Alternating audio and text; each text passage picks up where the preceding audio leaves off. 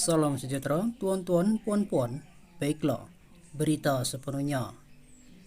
Gerakan Tanah Air GTA menampilkan 7 agenda dalam manifesto gabungan itu tanpa menjanjikan bulan dan bintang, namun akan meletak 9 pegawai tertinggi kerajaan bawah bidang kuasa parlimen sekiranya diberikan mandat mentadbir negara pada pilihan raya umum ke-15 PRU 15. Pengurusi penaja GTA Tun Dr. Mahathir Mohamad ketika mengumumkan manifesto berkenaan melalui saluran media sosial Parti malam ini berkata, 9 kuasa kedaulatan negara terbabit ialah Peguam Negara, Ketua Polis Negara, Ketua Hakim Negara, Ketua Pasarujaya Suruhanjaya Pencegahan Rasuah Malaysia SPRM, Ketua Turus Angkatan Tentera, Ketua Setiausaha Negara, Ketua Setiausaha Perbendaharaan, Ketua Audit Negara dan Gubernur Bank Negara. Sambil menjelaskan langkah itu bagi memperkukuh elemen pengasingan kuasa melalui penambahbaikan perundangan dan penstrukturan, katanya manifesto itu turut menekankan pembentukan Suruhanjaya Diraja Khas Integriti dan pembenterasan rasuah selain reformasi politik negara melalui penggubalan Akta Pengurusan Parti Politik, Akta Pendanaan Politik, pembenterasan budaya politik wang dan korupsi dalam parti politik, serta prinsip persempadanan pilihan raya. Beliau menegaskan GTA tidak menawarkan bulan dan bintang kerana berdasarkan pengalaman lalu didapati apabila terlalu banyak janji dan jika melangkaui keupayaan ia hampir pasti tidak dipenuhi. Jika dipenuhi, ia pasti akan membebankan kerajaan sehingga ada kepentingan awam terpaksa diketepikan demi memenuhi janji yang dibuat. Atas kesadaran ini, maka kami daripada GTA yang bertanding menggunakan logo pejuang memberi komitmen jika kami berjaya menubuhkan kerajaan, kami akan menubuhkan sebuah kerajaan yang berwibawa dan bertanggungjawab.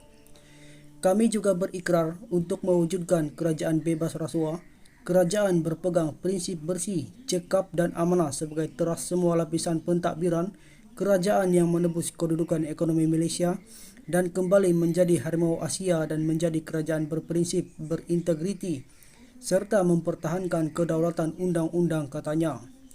7 tawaran digariskan dalam manifesto itu yang dikenali sebagai 7 agenda baharu Malaysia ialah: pertama, mewujudkan bangsa wibawa terdiri daripada pemimpin dan rakyat yang bersih daripada korupsi, politik wang, penyalahgunaan kuasa diganti dengan kepimpinan bersih, cekap dan memiliki kredibiliti.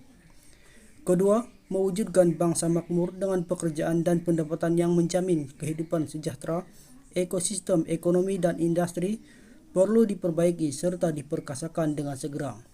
Ketiga, bangsa berdaulat diwujudkan dengan jaminan kesihatan, pendidikan, jaringan keselamatan, kebajikan, sekuriti serta keselamatan, keterjaminan dan kedaulatan dari pelbagai aspek untuk sektor makanan, iklim, tenaga, keselamatan serta geopolitik dengan penekanan kepada golongan rentan ekonomi.